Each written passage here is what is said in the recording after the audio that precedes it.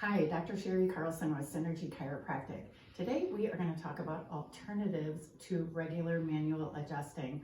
Oftentimes patients might be a little bit nervous about the cracking or the popping that they may hear their friends or relatives talk about. So there is an alternative called the activator.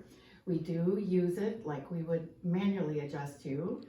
We just place it over the area that we are going to be adjusting and just give that spot a gentle nudge. So if you have any questions about this, feel free to give us a call at the clinic, 320-257-8266, and have an awesome day.